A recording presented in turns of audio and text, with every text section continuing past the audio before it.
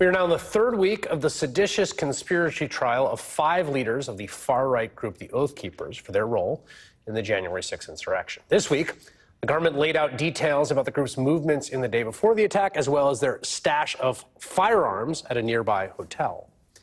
And today, prosecutors also showed intimate text messages between the Oath Keepers' founder, Elmer Stewart Rose III, and the group's attorney, Kelly Sorrell, arguing the sexually explicit nature of said texts would void any claims of attorney-client privilege. Glenn Kirchner is a former federal prosecutor, is inside the courtroom today during the Oath Keepers trial. Danya Perry, former federal prosecutor and New York State Deputy Attorney General, and they both join me now. Glenn, I'm going to go to you first because you were in that courtroom today. What's the status of the government's case, and tell me about the relevance of the texts? So the status of the case, I'm happy to report, is strong. And the reason I say that, Chris, is, you know, in this day and age of electronic evidence, there are so many text messages and signal group chats and cell phone and cell site information that, you know, the prosecutors, I think, have to guard against what we call over-trying the case. Yeah. I'm not saying they're there yet.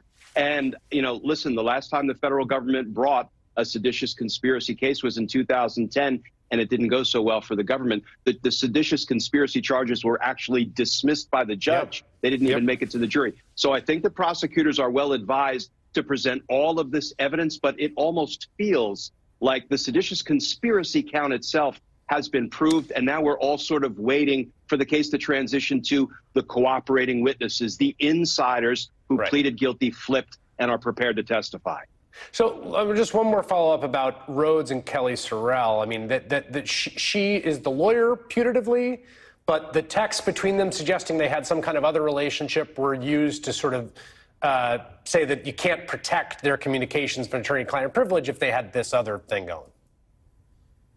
Yeah, I think there was a collective wince in the courtroom when the FBI special agent began reading these really graphic texts. This was not the language of subtle romance, let's just say. And it really did put the lie to this claim that it was strictly an attorney-client relationship between Rhodes and Sorrell, unless it was an attorney-client relationship with benefits. Okay, very well done, Glenn. Let me come to you, Danya, on this. Oh, wait, now we're showing the text. Oh, there we go. Speaking of, you need some come on over. I've got my girlies. I got my girlies for the night. I don't need to read these on loud. You get that idea. Danya, we have a motion today from Steve Bannon. The DOJ in a court filing. So Bannon has been convicted by a jury of his peers in Washington, D.C. of contempt of Congress. He's awaiting sentencing. Today, the DOJ filed asking for the 6 months. Defendant's contempt of Congress is absolute undertaken in bad faith. Mandatory minimum sentence of 1 month in prison is insufficient to account for, punish, and deter criminal offenses. Court should instead impose a sentence of 6 months and the top end of the guidelines advisory sentence ranging, fine the defendant $200,000. What happens next in that case? So Bannon filed his responsive pleading saying that the judge should sentence him to no incarceratory sentence. And moreover, the judge should stay the imposition of any sentence until they can appeal the judge's ruling. So he wants to stay out of prison for as long as he can, obviously, and that pending an appeal. Correct. And I think he believes, and I think he's probably right, that delay is his friend here.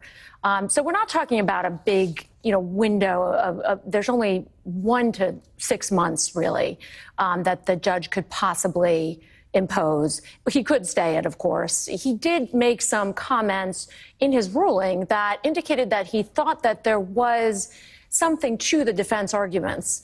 That the judge, you're saying? Correct. Yeah. So he might do that.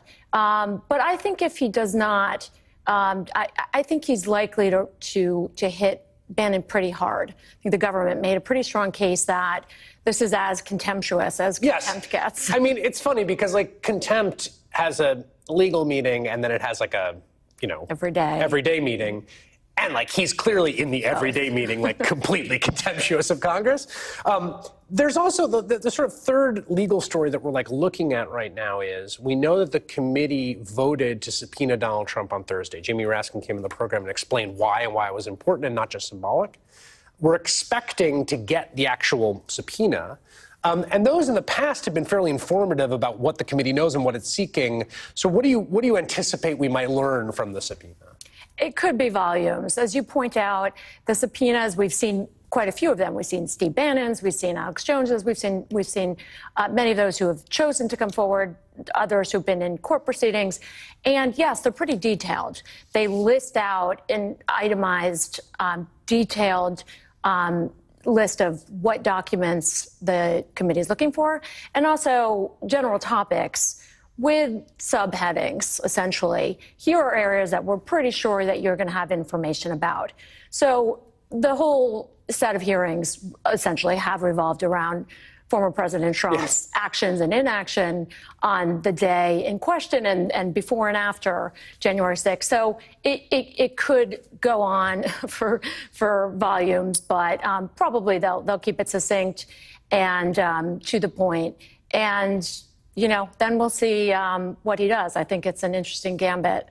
And again, as with Bannon, I think DeLay has been former President Trump's friend, and in this case, probably his best friend. There's also some interesting precedent. I think Truman was actually subpoenaed before for congressional committee after he left, and he didn't go, and he wrote why. So he has actually a little bit of precedent to stand on. But Glenn, Jimmy Raskin made an interesting point to me where he said, look, the reason we didn't do this at the beginning, as people criticized, was we were not going to get drawn into some long, drawn-out legal battle about whether he would or wouldn't that would essentially sort of suck the oxygen out. We did all our due diligence. We talked to all these people who cooperated. There are still some things we'd like to know from him, and that's why we subpoenaed him now. What do you think of that logic? I think it makes sense. And as Danya knows as well, we usually wait to subpoena the target of the investigation, if at all, at the very end after we've collected up all of the other information that will inform how we want to go at that person once we subpoena them. Yeah, and in this case, I mean, we're not dealing obviously with a criminal investigation. It's Congress, but as the New York Times pointed out today, and a lot of people have, there is a kind of quasi-criminal prosecution happening here, at least in the sort of public imagination, in terms of what we said. Maggie Haberman had noted that Trump is bragging about wanting to do it live. If he actually responds to the subpoena, but just color me a little skeptical about we will actually see that. I've heard that before. Glenn Kirshner and Danya Perry, thank you both. Appreciate it. Thank you.